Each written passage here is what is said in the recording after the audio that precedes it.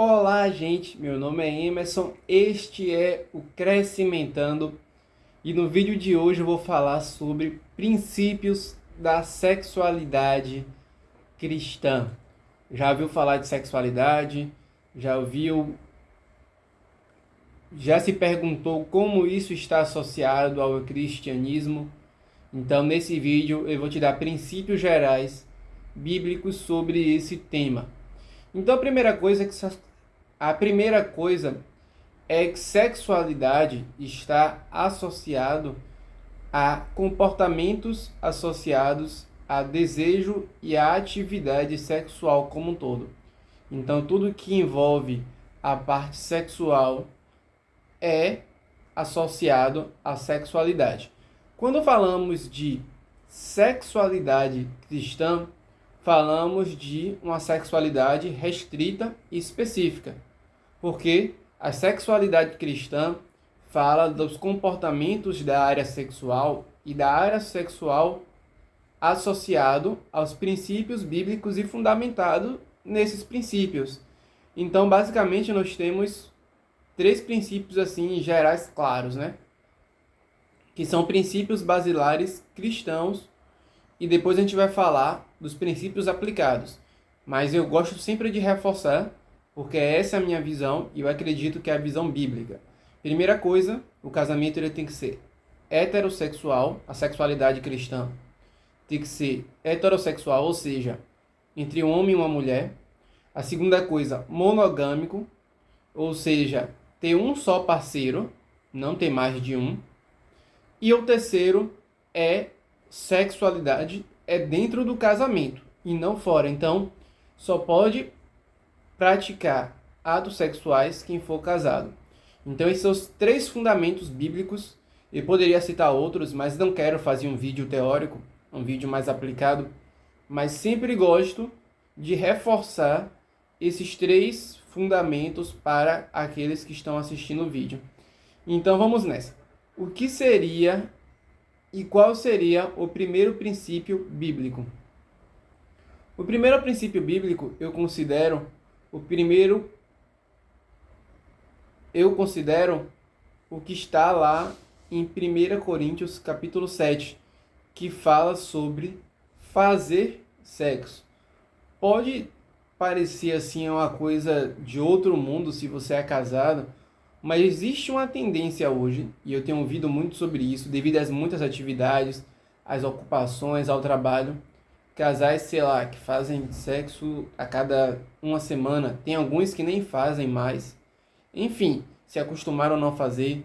Então, existe um princípio, claro, que a Bíblia fala que, em 1 Coríntios 7, que nenhum deve privar o seu parceiro de fazer para que o seu cônjuge não seja tentado sexualmente por outra pessoa. Então, a pessoa que não faz é uma pessoa que está suscetível a ceder a tentações na área sexual. Então, a pessoa satisfeita, a tendência é menor a pessoa procurar se satisfazer em outros locais. Claro que isso não é uma garantia, que isso também está associado a caráter, mas se você já faz, já está cumprindo um princípio bíblico. E lá dá até um conselho que você não deve nem fazer um jejum, sei lá, de todas as áreas da sua vida, inclusive de sexo, sem a permissão do seu casal, ou sem a permissão do seu cônjuge. Ou seja, você não pode fazer, sei lá, jejum de sexo sem que seu cônjuge permita. Nem tirar um período de oração por muito tempo e dizer que vai ficar uma semana em propósito de oração sem fazer nada, sem que o seu cônjuge dê o aval dele. Então, é uma coisa tão importante, é um fundamento tão importante que a Bíblia diz que você deve fazer e não deve abrir aberturas para que o inimigo nos tente. O segundo princípio é que o sexo ele é bom. Algumas pessoas acham que isso foi feito do pecado, que Satanás foi que fez para que o homem ficasse e a mulher ficasse tentando achar o seu parceiro e procurasse fazer de maneira desenfreada, mas Deus ele criou um homem e a mulher com órgão genitor, não só para o para limpar os resíduos e sair, por exemplo, xixi, que são resíduos líquidos, no qual saem resíduos e coisas ruins do nosso corpo, mas também criou a gente com um órgão reprodutor e criou a gente também para que a gente pudesse fazer, não só para reprodução, mas também para satisfação. Então é algo bom, não é algo pecaminoso.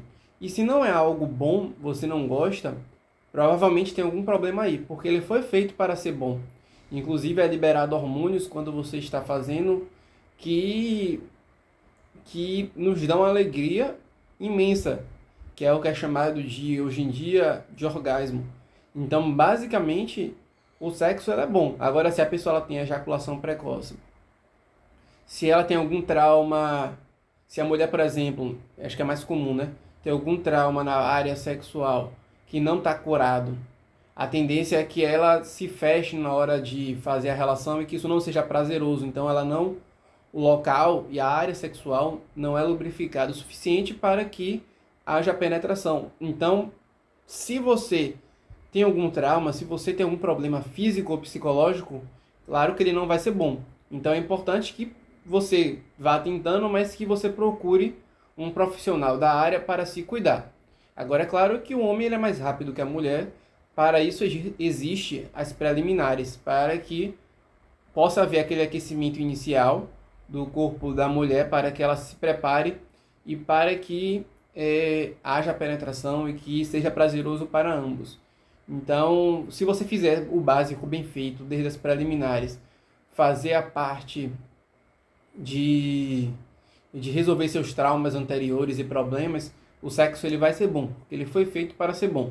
E o objetivo principal nessa área da satisfação é tanto o homem ter o orgasmo, que seria quando a ejaculação está muito mais associada à ejaculação na parte do homem, e da mulher também quando ela tem um orgasmo. Então, é importante que ambos observem se estão chegando ao orgasmo, que é uma maneira clara de você ver se você está tendo prazer ou não na sua relação.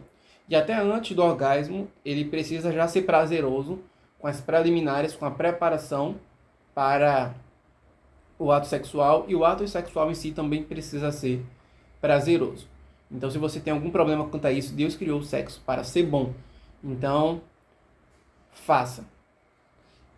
Dentro do casamento, se você for casado. O terceiro princípio que eu diria é o princípio do respeito. Então, se a outra pessoa está cansada, claro que assim, você não vai ficar correndo todos os dias para fazer todos os dias se o outro parceiro está cansado algumas vezes. Agora, é claro que a outra pessoa também não pode manipular e dizer que a semana toda está cansada e não fazer. Existe uma questão de respeito, se colocar no lugar do outro, mas eu acredito que é o papel do marido, principalmente, ficar em cima, né? Eu falo por mim mesmo, eu sempre fico em cima da minha esposa para que ela arranje um espaço na agenda dela para que... Então, assim, eu acho que é papel do marido ficar em cima, mas claro que sempre no limite do respeito, né? Se você vê que a pessoa está muito cansada, realmente que ela não consegue, aí deixa para outro dia, espera, observa outro dia, e assim vai, a vida vai seguindo. Mas também ficar uma semana, e aí a outra pessoa vai ter que ter essa tolerância, né? Não vai ficar uma semana sem fazer nada, e aí você se coloca no lugar do outro, por motivo de cansaço, e se esforça para ali fazer e ter relações. Então, é um se colocando no lugar do outro que esse equilíbrio perfeito vai sendo achado. Mas, claro que se você quiser todo dia a pessoa estiver cansada, um dia você não vai forçá-la, né? Então, é o princípio que eu diria do respeito mútuo entre o casal. O quarto princípio seria a identidade e a conversa. Cada casal vai ter uma identidade. Alguns casais gostam de fazer umas coisas, outros gostam de outra, mas ambos só vão saber o que o outro gosta se eles conversarem sobre as coisas que eles gostam e as coisas que eles não gostam. E isso vai ser formado o que eu chamo de identidade sexual do casal, no qual você vai ter uma identidade, no qual vai chegar a um ponto em que em que ambos gostam daquilo e que ambos têm prazer porque ambos já deram seu aval, que gostam e que já mostrou as coisas que gostam e que ambos já deram aval sobre as coisas que gostam e as coisas que não gostam.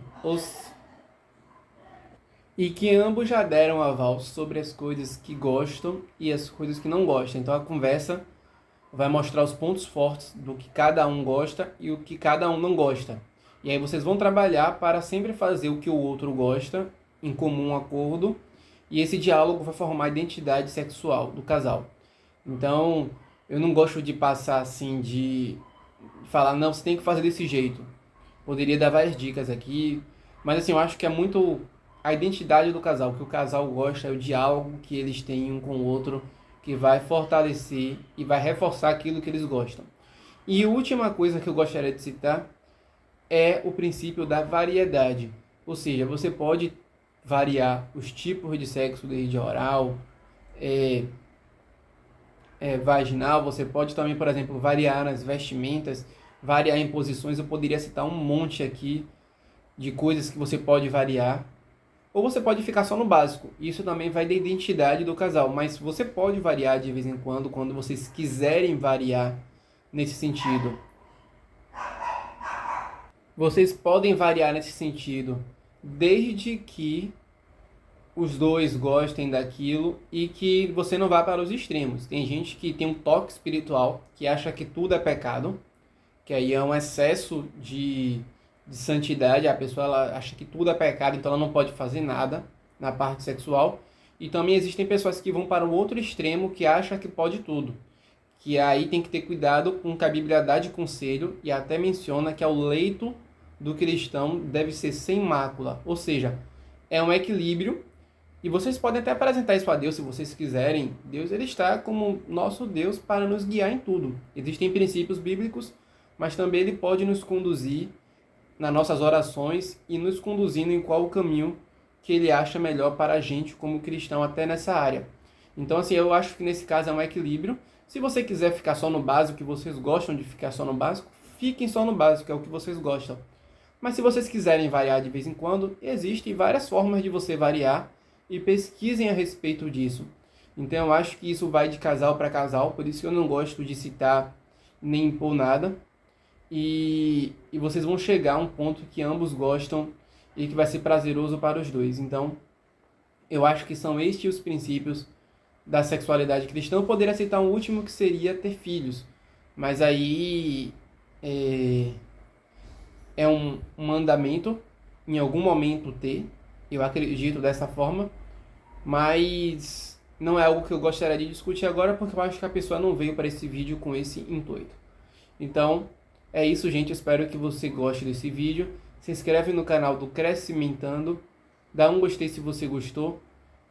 Se inscrever e dar um gostei é a forma de retribuir pelo conteúdo que eu tenho trazido aqui gratuitamente. Até os próximos vídeos e até logo. Tchau, tchau.